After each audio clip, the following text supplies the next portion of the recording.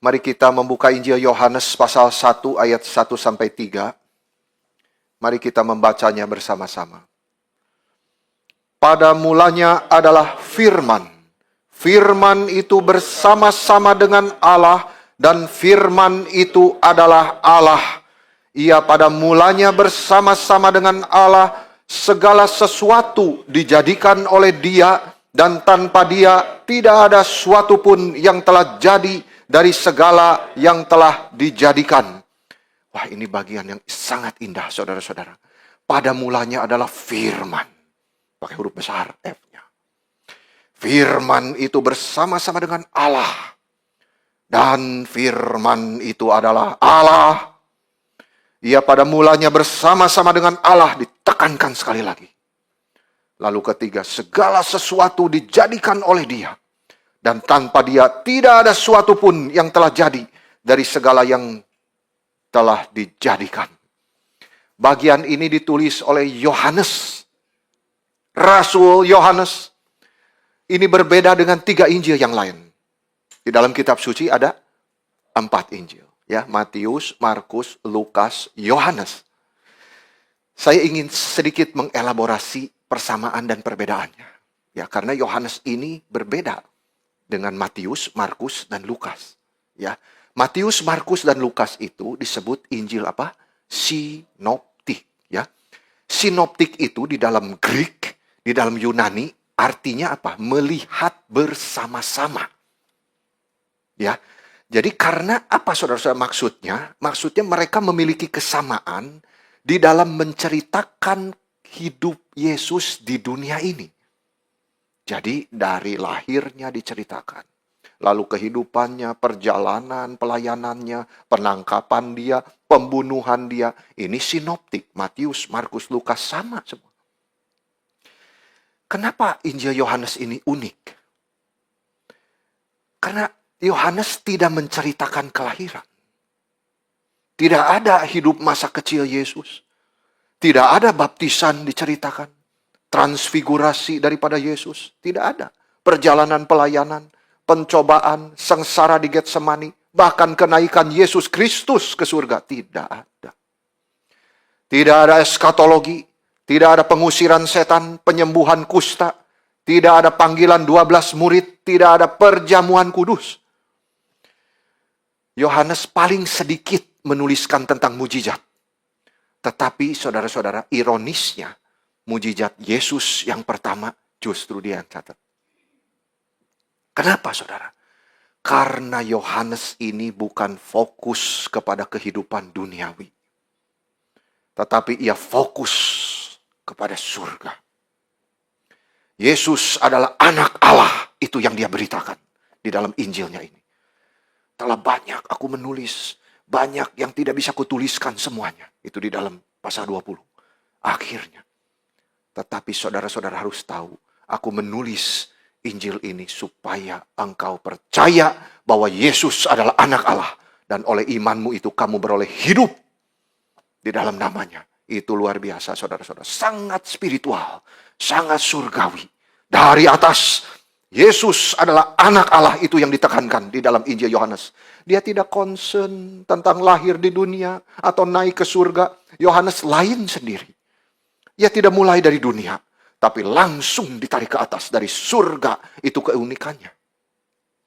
Tulisan Yohanes itu lebih dalam, lebih spiritual, saudara-saudara. Kenapa? Karena roh Yohanes itu yang ikut sampai ke salib. Dia tidak lari, saudara-saudara. Dia ikut menyaksikan waktu darah Yesus dialirkan. Cinta dia bagaimana digerakkan oleh Roh Kudus. Saudara-saudara, ia melihat Yesus mati. Kitab Yohanes itu lebih ada keintiman. Menandakan satu relasi dia dengan Yesus yang begitu intim. Begitu dekat. Tetapi meskipun tulisannya berbeda dengan semua Injil yang 3 tadi, saudara. Tetapi tidak berkontradiksi. Persamaannya satu. Semua Injil itu mengatakan bahwa Yesus Kristus adalah Mesias. Anak manusia. Anak Allah. Dan semua Injil melihat Yesus adalah juru selamat. Itu yang penting, saudara-saudara. yang datang untuk menyelamatkan umatnya dari dosa, mati di atas kayu salib, dan bangkit kembali dari kematian. Saya ingin mengajak saudara untuk melihat 3 hal di dalam bagian yang kita baca tadi. Yang pertama, saya ingin bicara latarnya dulu. Ya, saya bicara siapa Yohanes itu, tujuan dia menulis itu apa. Lalu yang kedua, saudara-saudara, saya masuk sedikit kepada doktrinnya. Ya, ini agak sedikit kental, saudara-saudara, doktrinnya ini ya. Lalu ketiga, hal praktisnya untuk kita jalankan. Jadi 3 hal. Latarnya dulu, saya bicara sedikit tentang Yohanes. Ya, lalu doktrinnya, lalu saya bicara hal praktis. Untuk Bapak Ibu Saudara sekalian. Yang pertama, latar Injil Yohanes ini, saya bicara siapa dia. Rasul Yohanes. Yohanes itu saudara termasuk ke dalam inner circle daripada Tuhan Yesus. Dia termasuk di dalam 3 rasul yang paling dekat. Termasuk dengan Petrus dan Yakobus. Yohanes. Di malam waktu perjamuan kudus itu dia mentempelkan kepalanya ke dada Yesus. Aduh, luar biasa saudara. Satu-satunya murid. Saudara kalau melihat lukisan dari Leonardo da Vinci. Dia menyandarkan kepalanya. Itu tertulis di dalam pasal 13 ayat 23. Kenapa saudara-saudara? Karena ia tidak ingin. Nah ini saudara. Kalau orang sudah dekat itu ya. Berapa keintiman kita dengan seseorang itu dia tidak mau kelewatan gitu. Dia pengen tidak mau kalimat-kalimat yang keluar dari mulut Yesus itu kelewat. Dia pengen dengar semua. Karena semua kalimat yang keluar dari kekasih jiwaku ini pasti penting. Dia tidak mau terlewatkan, saudara. Semua kalimat penting dari Yesus dia ingin dengar. Tuhan, aku tempel kepalaku ke dadamu.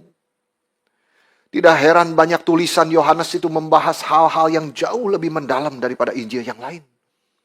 Cuma orang yang begitu dekat baru bisa tahu, saudara. Bayangkan itu di pasal 17 doa Yesus yang tidak dicatat oleh semua Injil. Itu dicatat Yohanes. Dia bisa tahu, dia dengar, dia catat. Luar biasa, saudara-saudara. Yohanes itu asalnya dari mana? Dari Galilea. Ini tuh membuka pikiran kita, saudara. Ya, dia bukan dari Yerusalem, yang waktu itu adalah kota akademik. Bukan. Tetapi Galilea, daerah yang sederhana, tidak ada kesan akademik sama sekali. Penjala ikan banyak di situ. Maka murid Yesus itu secara gelar tidak ada. Tetapi secara potensi besar sekali. Pengaruh mereka bisa sampai ke seluruh dunia. Yohanes itu dipanggil paling muda di antara semua rasul. Saat dia menulis Injilnya itu, Paulus dan Petrus, Matius, Markus, Lukas semua sudah mati. Dia baru tulis Injil Yohanes ini. Tuhan itu sengaja pilih yang masih muda, saudara. Supaya apa? Supaya dia punya hidup paling panjang.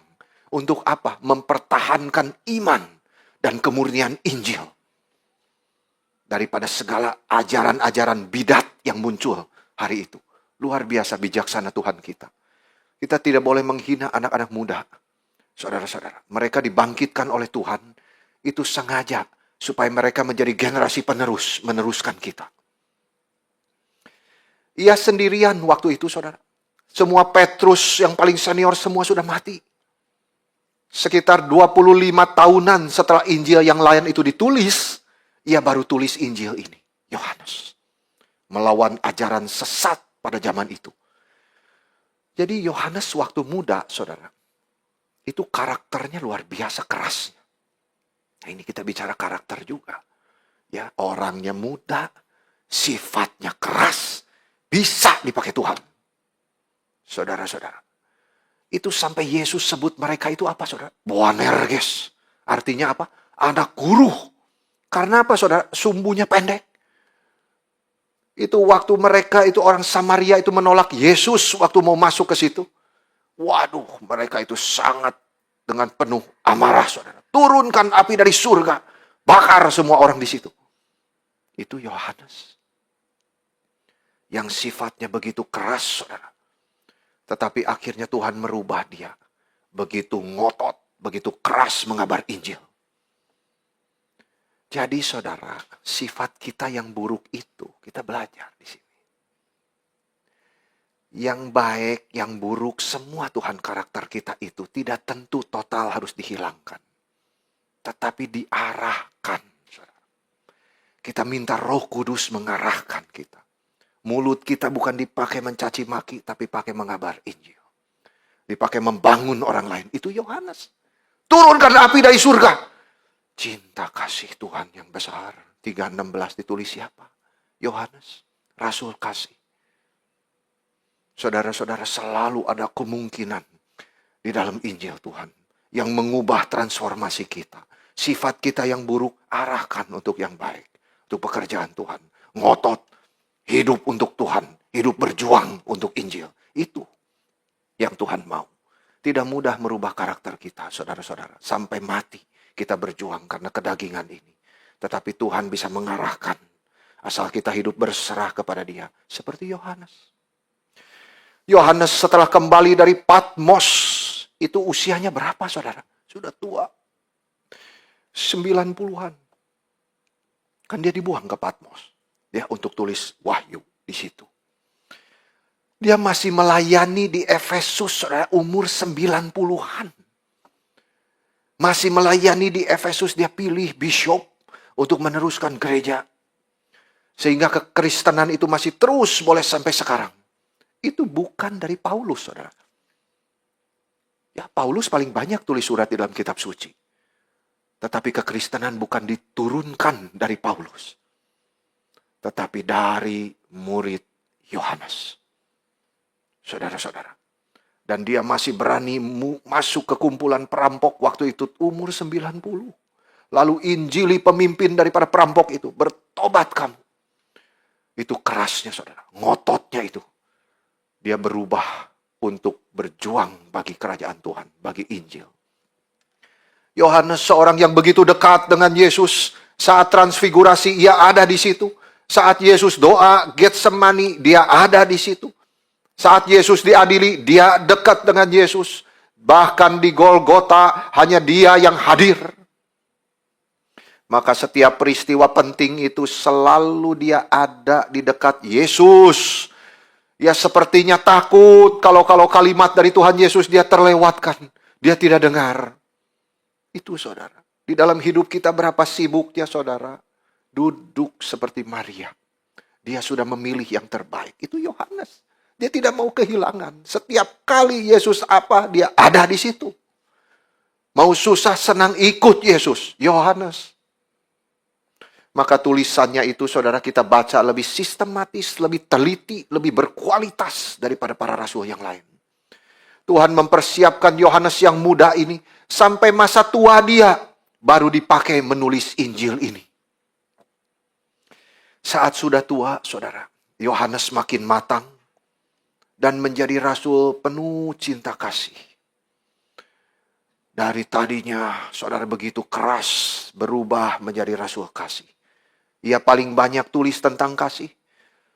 80 kali di dalam tulisannya saudara. Kasih, kasih, kasih. Hiduplah saling mengasihi. Itulah buktinya kamu adalah anak-anak Allah semua. Karena begitu besar cinta kasih. Kasih 80 kali.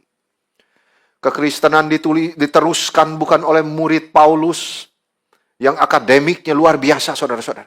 Tulisan Paulus itu. Tetapi kekristenan justru diteruskan di dalam dunia ini oleh pengikut Yohanes. Kasih. Love.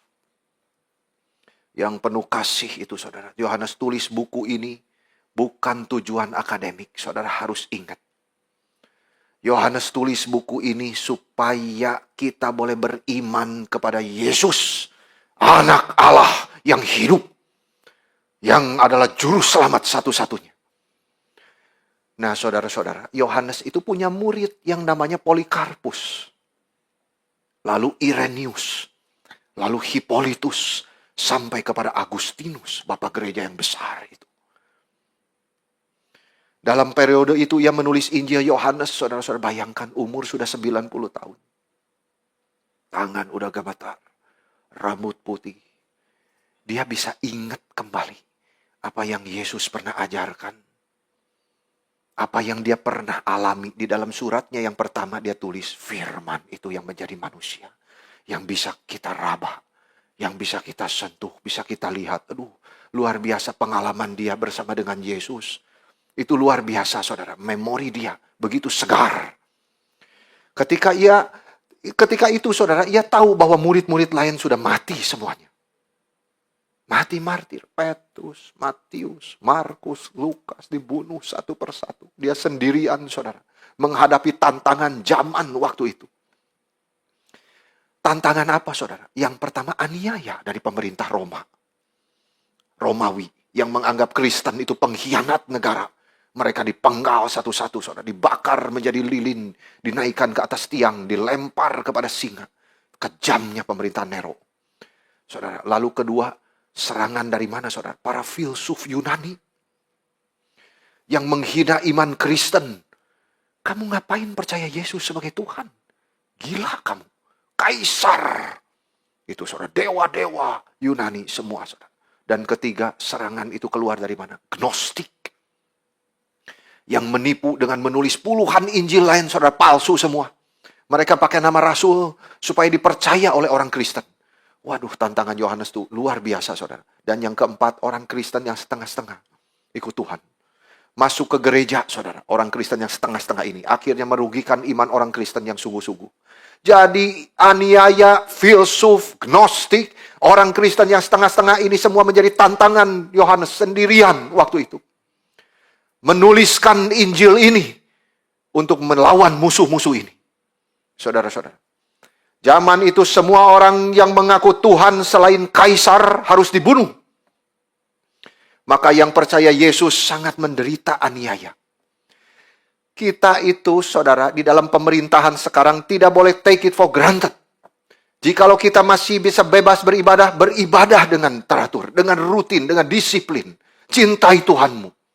Saudara-saudara, ini tidak selamanya ada. Saudara-saudara, cintailah Tuhan. Beribadah kepada Dia dengan hormat, dengan takut. Zaman dulu orang mau ibadah dibunuh. Orang percaya Yesus adalah Tuhan, dimatikan, dibakar di atas api, berikan kepada singa. Yohanes, saudara-saudara, juga harus mati saat itu. Jadi dia sebelum dibuang ke Patmos, saudara-saudara, ceritanya itu dia dibikin di bawah pemerintahan Domitian. Itu katel yang besar, saudara. Dia mau digoreng di situ, dimasukkan ke dalam minyak yang panas itu. Tetapi Tuhan selamatkan dia. Itu mujizat luar biasa, saudara-saudara. Akhirnya dia tidak mati. Akhirnya dibuang ke pulau Patmos dan menulis buku Wahyu. Sekali lagi, saudara, Tuhan luar biasa. Dari Kejadian sampai Wahyu, Wahyu ditulis oleh Yohanes. Yang dipanggil masih muda itu, dirubah karakternya sampai akhir dipakai Tuhan. Kitab suci lengkap karena ada Yohanes ini. Musa menulis tentang penciptaan, saudara. Dunia yang berubah dan bergantung, dan Yohanes menulis apa, saudara? Dunia yang tidak bergantung dan tidak berubah kepada Allah sendiri. Melengkapi. Musa menulis 5 kitab, Yohanes menutupnya. Kalau tidak ada Yohanes, saudara, maka kitab suci hanya menulis bagaimana penciptaan dunia ini. Tetapi akhirnya tidak tahu menuju kemana.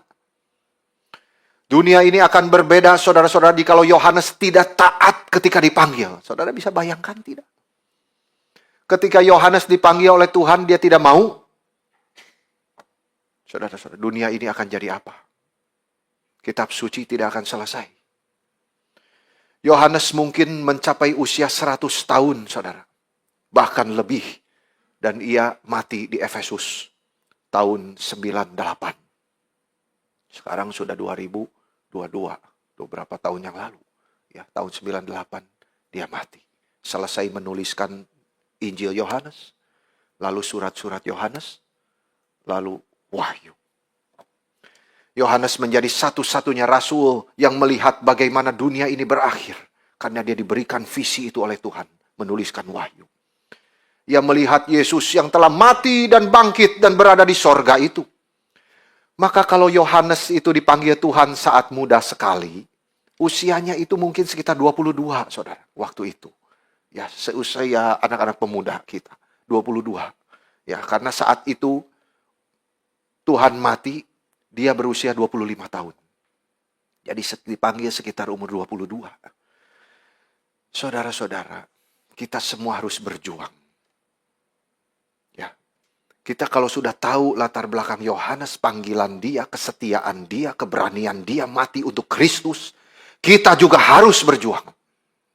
Jangan menghina potensi saudara yang Tuhan sudah tanamkan.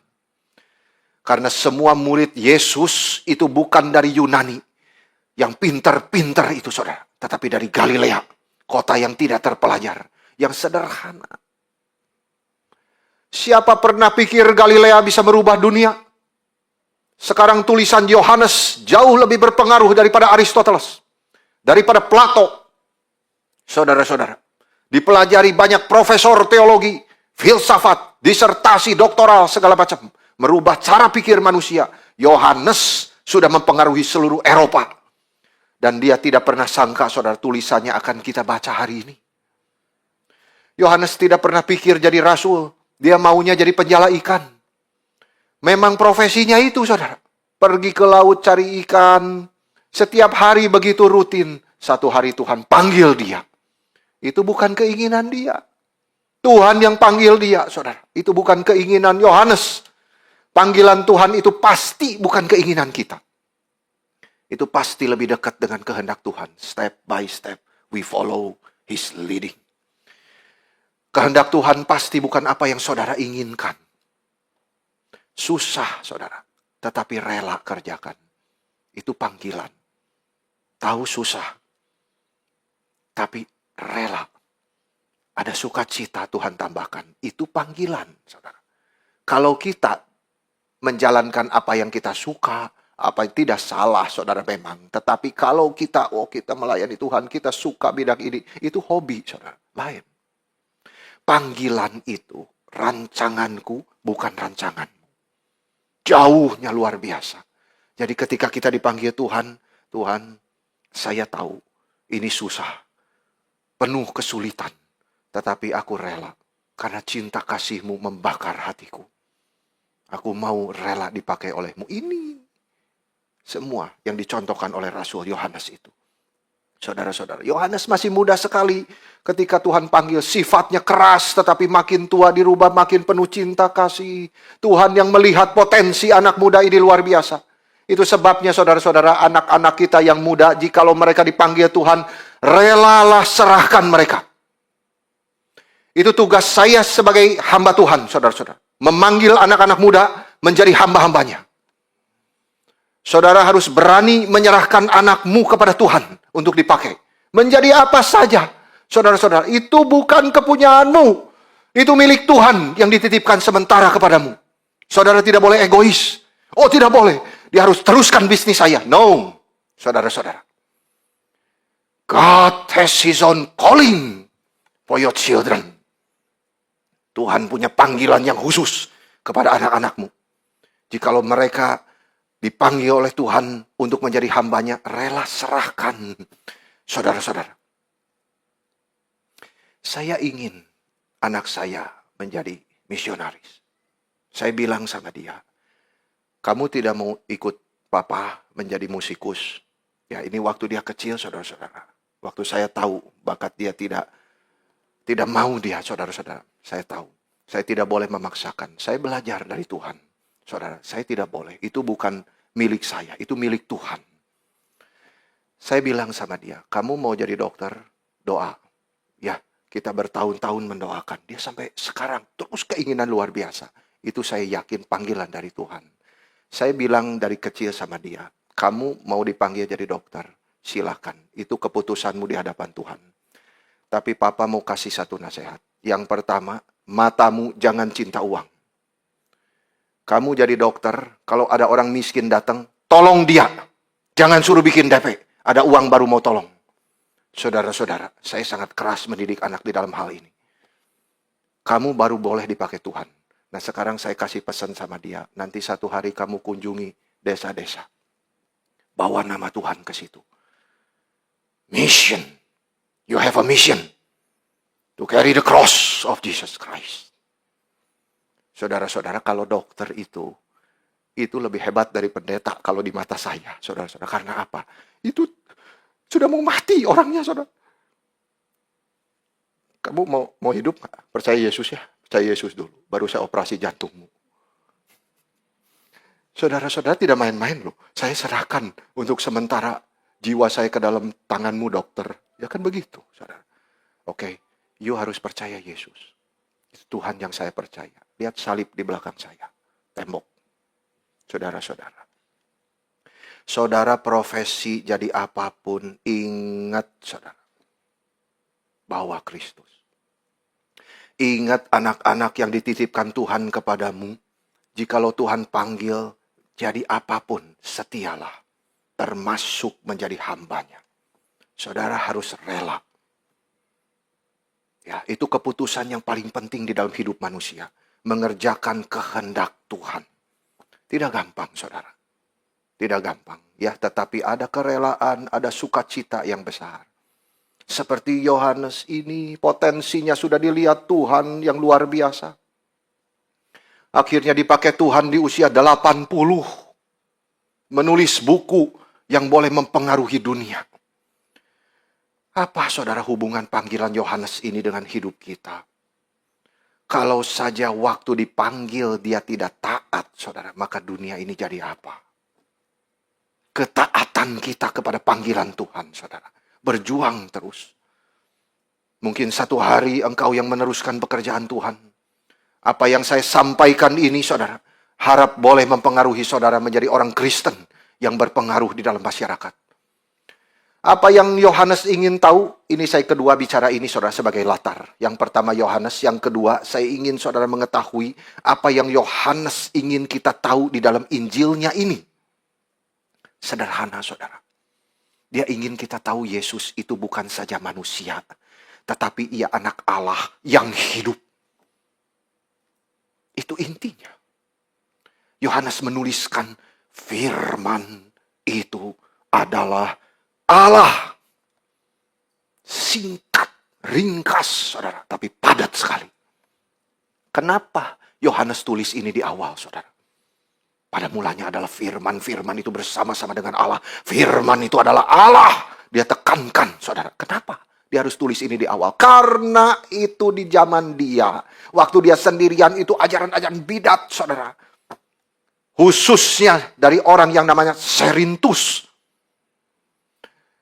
Saudara, Serintus ngajarin orang-orang di zaman Yohanes itu, kalau Yesus itu hanya manusia. Gitu, saudara, ajaran dia. Dia hanya anak tukang kayu itu Yusuf dan Maria. Gitu. Tapi ya memang Yesus itu, saudara-saudara, ya lebih bijak lah daripada orang-orang lain gitu loh. Dapat karunia besar dari Tuhan. Saudara, hati-hati ya mengajar kepada anak-anak. Saya dari SD di dalam anugerah Tuhan dimasukin ke sekolah Kristen. Tetapi guru yang mengajar agama, saya masih ingat, Yesus tidak pernah disebutkan sebagai Allah. Dia hanya menekankan Yesus itu manusia, guru yang baik, guru yang bermola, bla bla bla. Saudara-saudara, Christ is God. Itu harus diajarkan kepada anak-anak. Bukan saja manusia, tapi Allah. Saudara-saudara.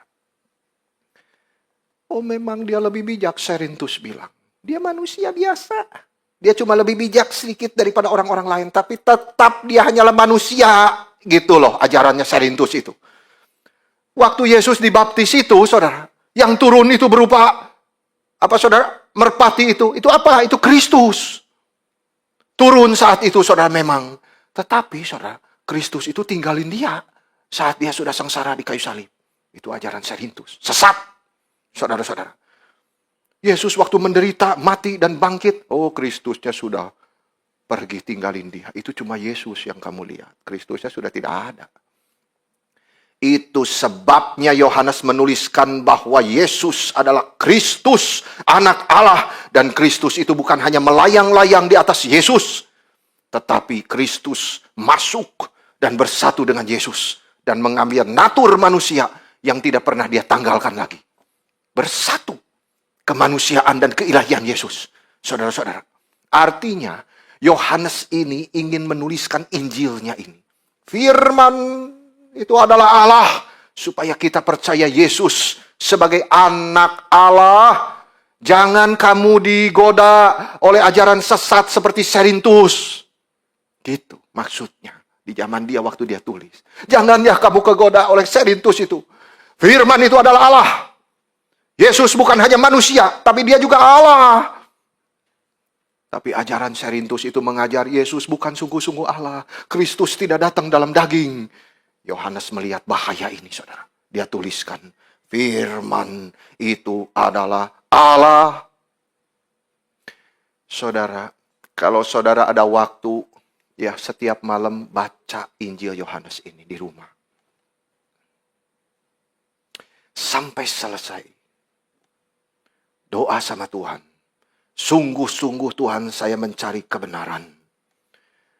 Maka percayalah, iman saudara akan ditumbuhkan. Dan komitmenmu kepada Tuhan akan ditambahkan untuk melayani Dia.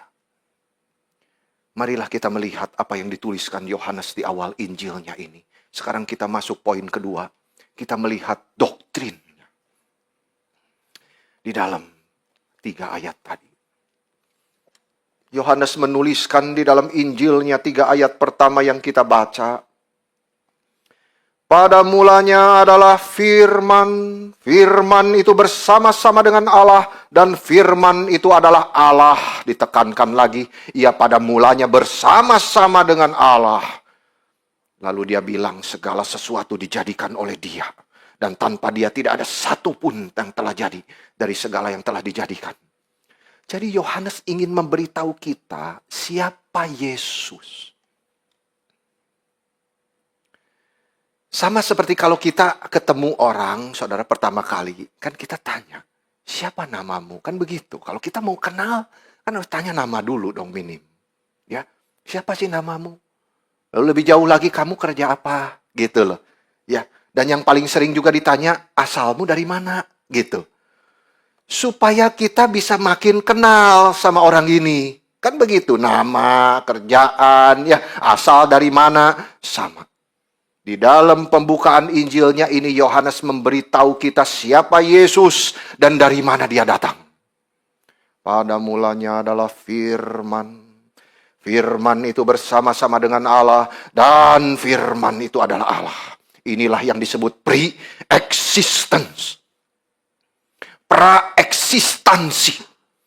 Maksudnya, saudara-saudara, bahwa ketika langit dan bumi ini diciptakan, Kristus sudah ada. Dia eksis. Sebelum segala sesuatu ada, He is there. Luar biasa. Itu sebab kalau dalam Inggris, saudara, tense-nya lebih jelas. Was. He was God. The Word was God. Itu berarti sebelum segala ada, Dia ada. Artinya dia tidak dicipta. Itu pre-existence. Saudara-saudara. Ada beberapa tulisan yang berusaha untuk melihat pre-existence daripada Yesus. Paulus di dalam Ibrani contohnya saudara. Pasal 1 ayat 1 sampai 2. Ini dikatakan begini. Setelah pada zaman dulu Allah berulang kali dalam berbagai cara berbicara kepada nenek moyang kita dengan perantaraan nabi-nabi. Maka pada zaman akhir ini, Ia telah berbicara kepada kita dengan perantaraan anaknya. Gitu. Yang telah Ia tetapkan sebagai yang berhak menerima segala yang ada. Oleh Dia, Allah telah menjadikan alam semesta. Sekali lagi ditekankan di situ. Paulus juga ingin kita ngerti. Pre-existence of Jesus. Yohanes menulis di awal tulisannya, pada mulanya. Itu pre-existence. Dia sudah ada pada mulanya. Ada di 2 buku di dalam kitab suci yang menjelaskan pada mulanya. Saudara ingat? Yang pertama ada di... Ya, tapi saudara saya menjelaskan di dalam surat 1 Yohanes dulu ya. Yohanes itu dipakai untuk menyatakan permulaan daripada pelayanan Yesus di dunia ini. Yohanes menulis 1 ayat 1 saudara di dalam suratnya. Apa yang telah ada sejak semula. Pada mulanya. Apa yang telah ada sejak semula. Yang telah kami dengar, yang telah kami lihat dengan mata kami, yang telah kami saksikan dan telah kami raba dengan tangan kami tentang siapa saudara? Firman hidup. Yesus sendiri. Sekarang kami lihat Dia. Yang dia tuliskan tadinya bersama dengan Allah di dalam kekekalan itu, sekarang saya lihat. Saya dengar sendiri dia bicara. Saksikan pelayanan dia. Dan saya memegang dia. Bahkan letakkan kepala saya di dadanya. Tentang firman hidup. The word of life. Kedua, saudara, kita tahu di dalam Kejadian. Ya, pada mulanya. Ini dipakai sebagai permulaan segala yang ada. Permulaan ciptaan. Pada mulanya Allah menciptakan langit dan bumi. Sekarang diulang lagi. Pada mulanya. Yohanes berkata pada mulanya ini apa, saudara? Di Kejadian 1 ayat 1 ini bicara permulaan kan. Ya, permulaan dari permulaan. Yaitu bahwa firman itu telah ada. Dia eksis sebelum segala sesuatu ada. Jadi Yesus Kristus telah ada ketika Allah menciptakan. Pre-existence. Berarti, saudara, Yesus tidak termasuk di dalam ruang dan waktu. Karena Allah menciptakan ruang dan waktu ini, dia tidak termasuk, dia ada di atas melampaui ruang dan waktu. Barang siapa yang tidak termasuk di dalam ruang dan waktu berarti ia kekal. Dia tidak digeser oleh waktu. Manusia semua makin tua, rambut putih, saudara-saudara, atau lepas dari kepala. Tetapi dia kekal. Kekal, tidak ada. Saudara-saudara, tidak berubah. Firman itu bukan di dalam ruang dan waktu. Itu pada mulanya. Maka ia kekal. Firman itu telah ada. Ia telah ada dari permulaan itu waktu dimulai. Ia tidak merupakan bagian daripada waktu. Maka dia tidak termasuk ciptaan. Firman itu pencipta. Itu sebabnya ayat ketiga. Segala sesuatu diciptakan oleh dia. Saudara-saudara. Firman berada di luar waktu. Ini kita bicara kekekalan. Dan firman itu ada pada mulanya dari kekekalan. Firman itu telah ada.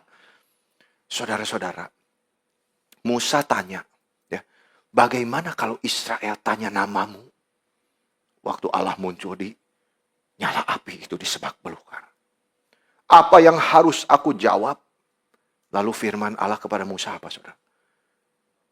Eye, Asher, Eye. Itu nama Tuhan. Aku adalah aku. Ini apa maksudnya, saudara? Ini menyiratkan kekekalan. Tuhan ada pada dirinya sendiri. Ya tidak perlu yang lain pada mulanya.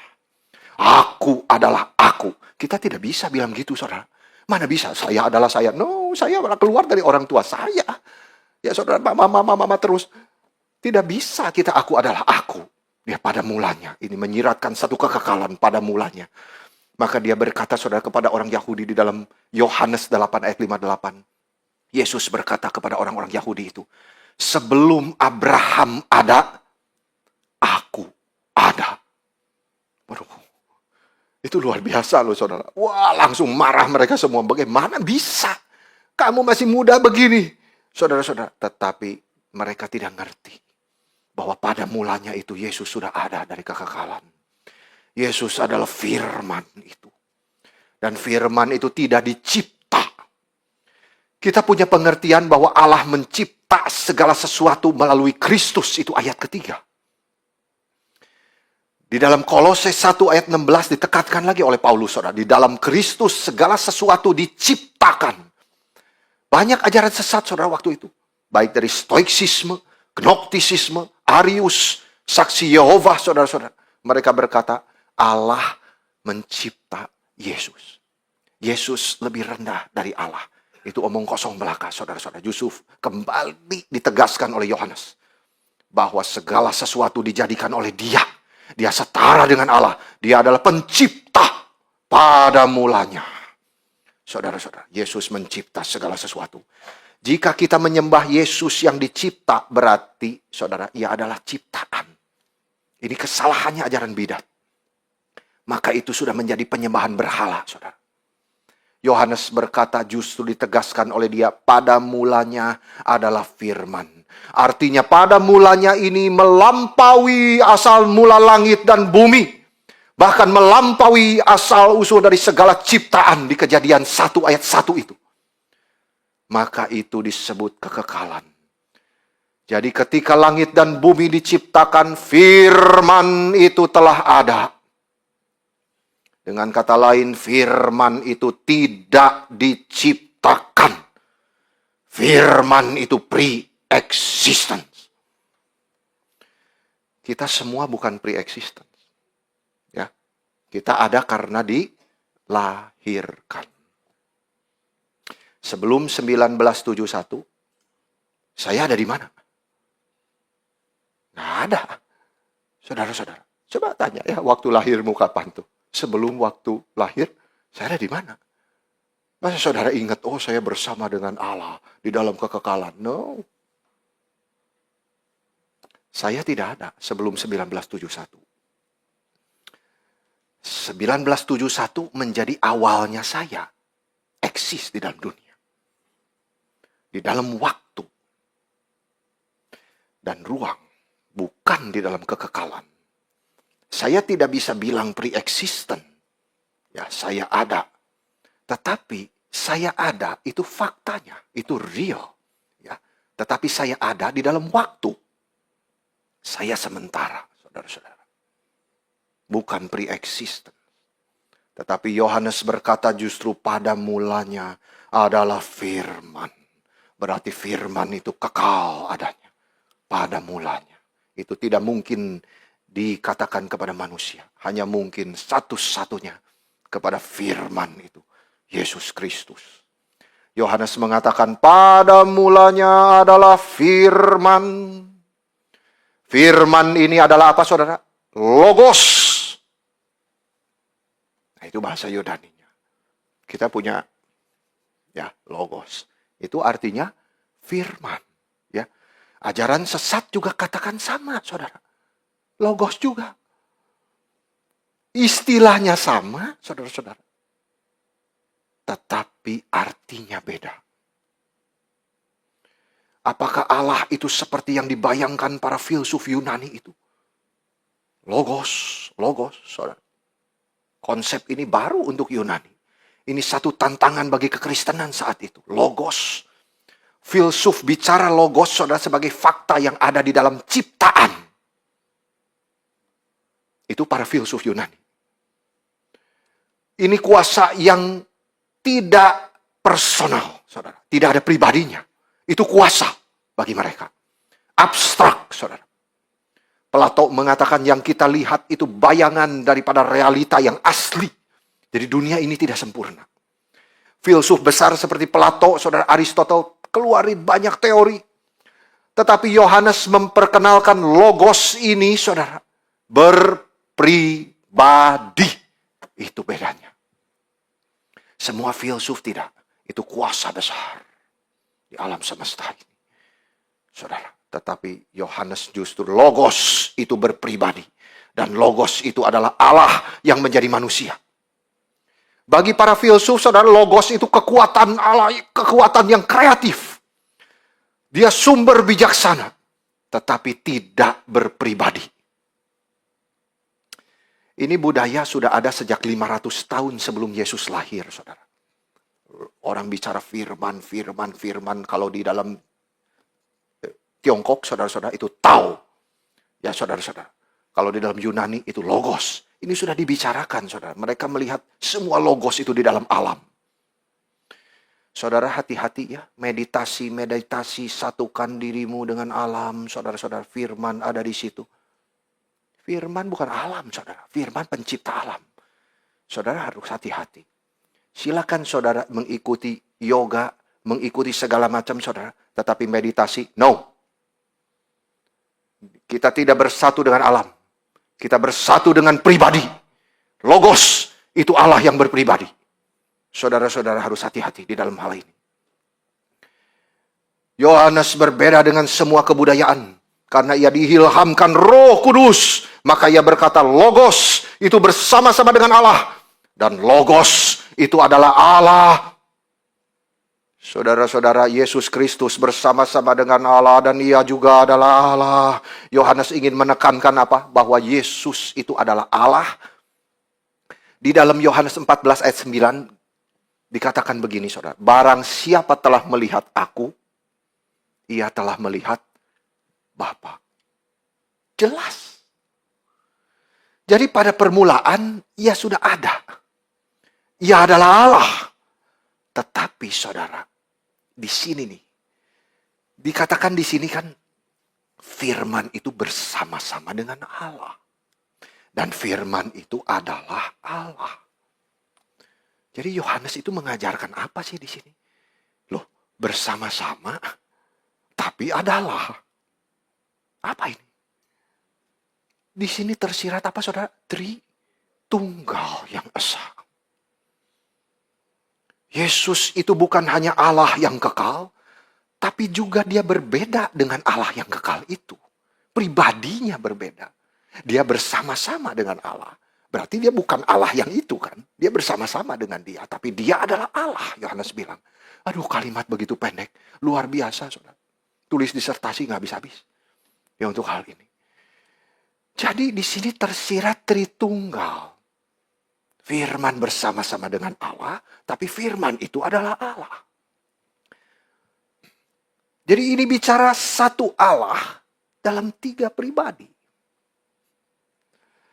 Dan di sini pribadi anak dengan Bapa yang ditekankan. Meskipun Roh Kudusnya tidak disebutkan, tetapi ada, saudara. Jadi ini dituliskan, firman itu adalah Allah.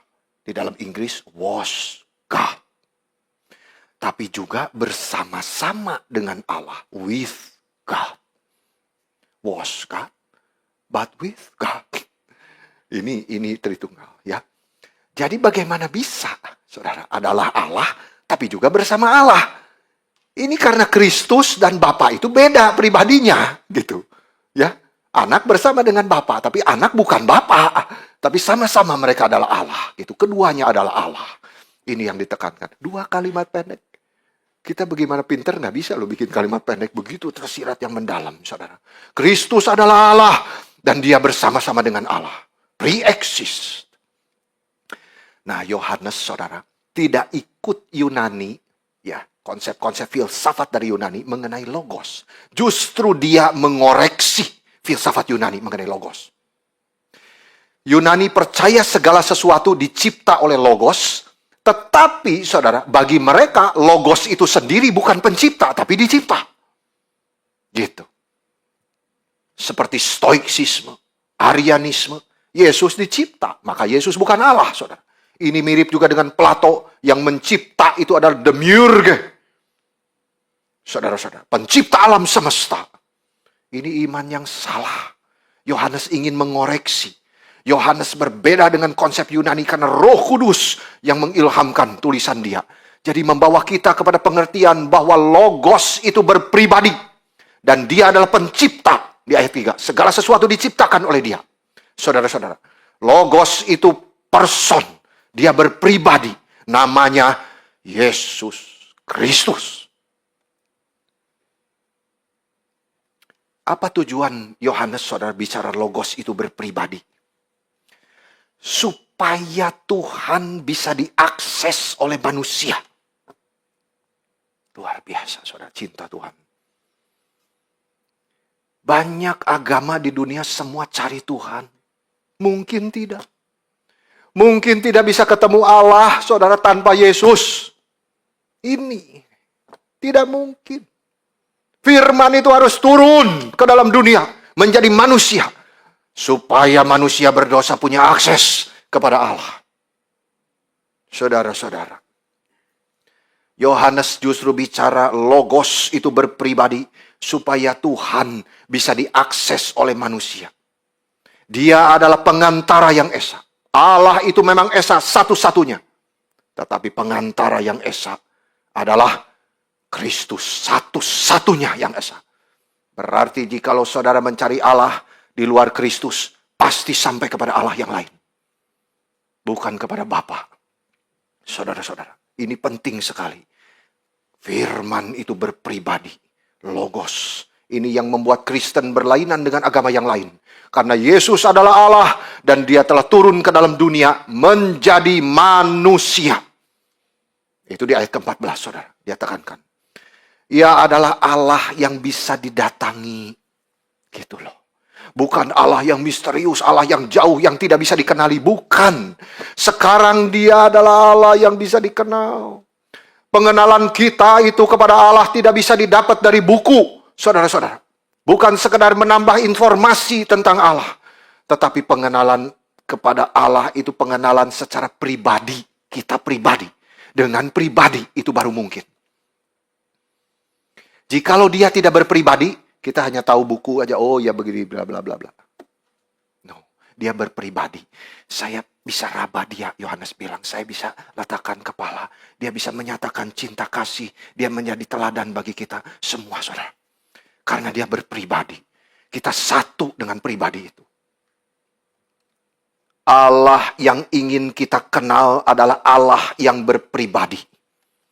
Dan ia telah turun ke dunia menjadi manusia.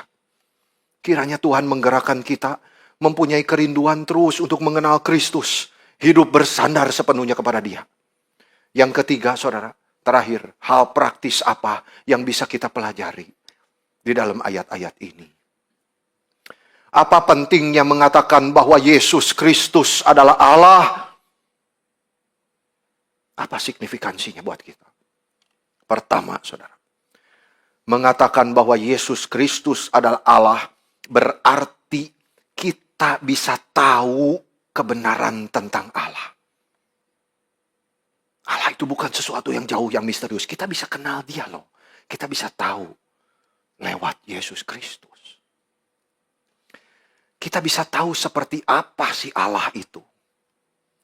Jadi artinya, saudara, di luar Yesus kita benar-benar tidak bisa kenal Allah. Tidak bisa.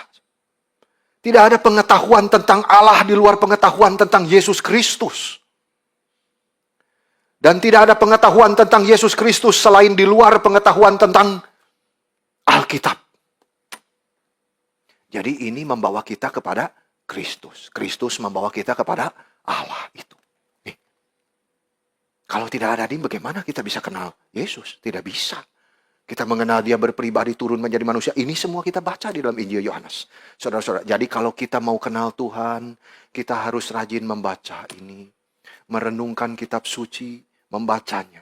Makin rajin kita membaca, merenungkan, makin kita kenal dengan Yesus. Makin kita kenal Yesus, makin kita kenal dengan Allah. Makin kita tahu Roh Kudus. Saudara-saudara, salah satu cerita paling menyedihkan diceritakan di sini. Pada waktu peristiwa apa, saudara-saudara? Itu saat akhir pelayanan Yesus. Kan Yesus itu pada akhir pelayanan itu bicara gini, saudara, sama murid-muridnya. Aku akan pergi, kan gitu ya. Tetapi aku akan menyediakan tempat tinggal bagimu. Ya, nah, nanti satu hari aku akan kembali lagi. Waduh, di situ murid-murid susah sekali hatinya, saudara. Dia pikir sebentar lagi Yesus akan meninggalkan mereka. Yesus kemudian kasih tahu apa, saudara? Bahwa mereka itu benar-benar mengenal aku, Yesus ini, saudara. Kalau mereka benar mengenal aku, mereka sudah kenal sama Bapa, gitu loh. Lalu Filipus itu tanya apa, saudara, di situ? Yang menyedihkan ini, Tuhan, tunjukkan kepada kami Bapa, dan itu sudah cukup bagi kami. Gitu. Dengan kata lain, saudara, Filipus ini ngomong apa di situ? Seandainya saja aku bisa melihat Allah, aku puas. Loh, saudara, ini pertanyaan yang sangat menyedihkan, saudara. Karena murid-murid itu telah bersama dengan Yesus 3 tahun. Mereka belum juga sepenuhnya mengakui bahwa Yesus itu adalah Allah. Jadi Yesus menjawab apa sama Filipus waktu itu? Apakah kamu tidak kenal saya, Filipus? Bahkan setelah saya berada di antara kamu sekian lamanya, kamu masih tidak kenal saya. Siapapun yang telah melihat aku, dia telah melihat Bapa.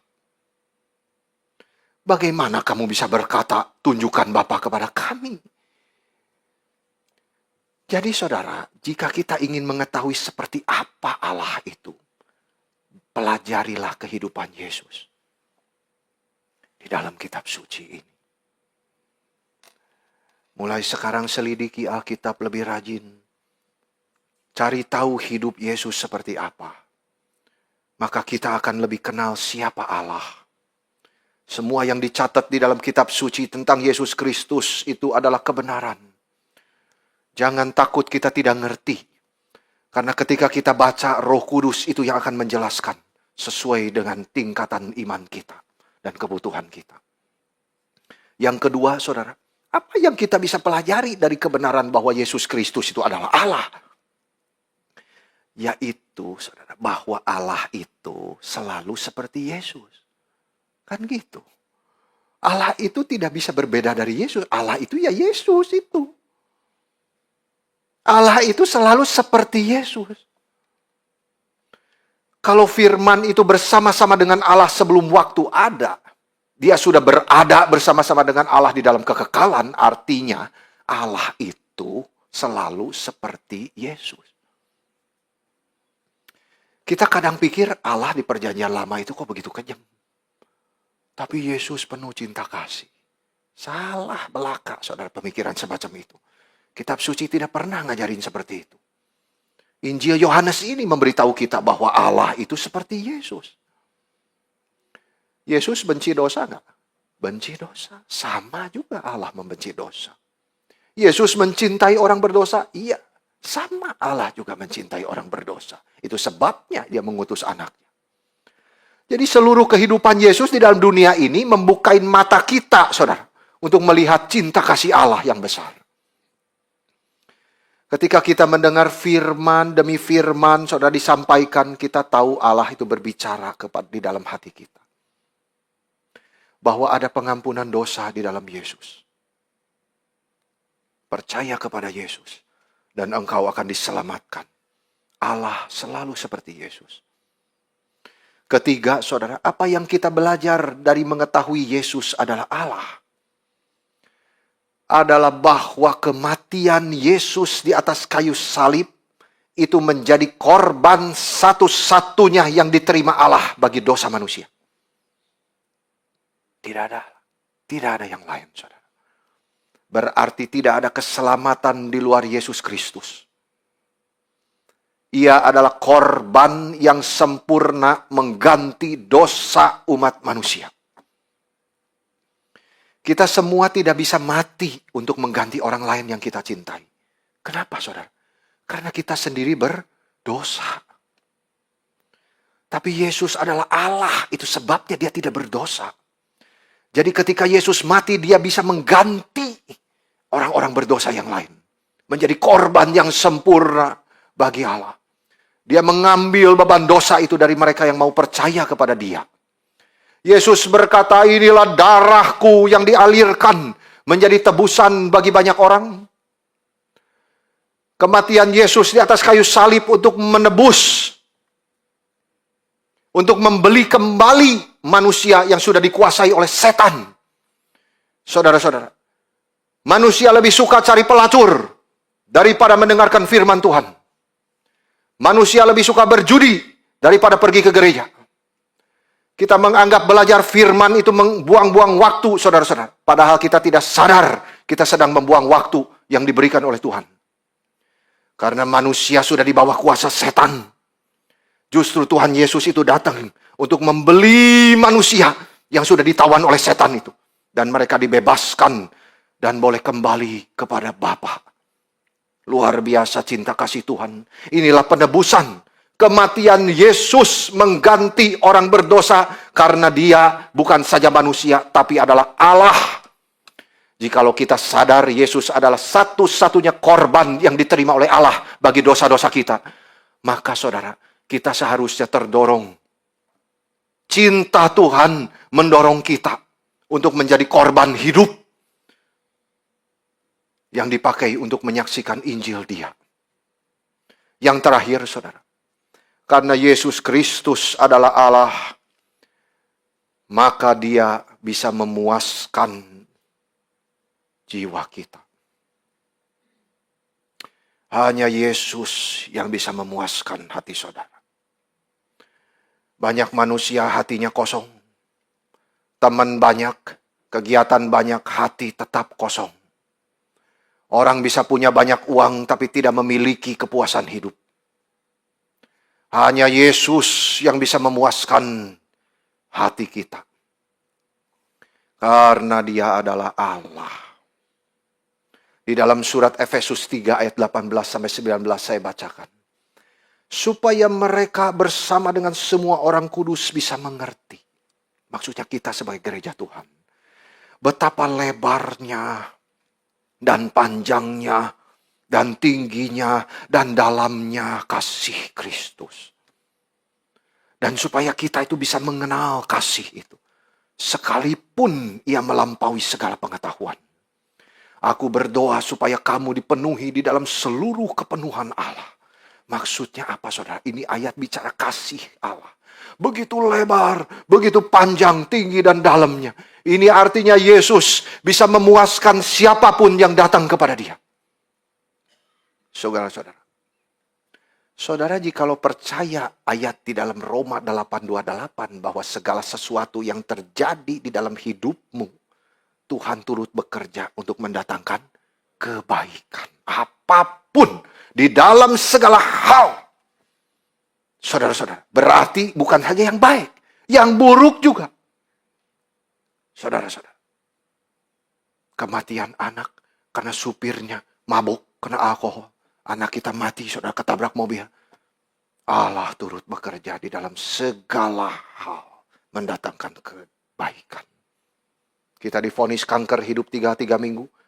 Allah turut bekerja di dalam segala hal.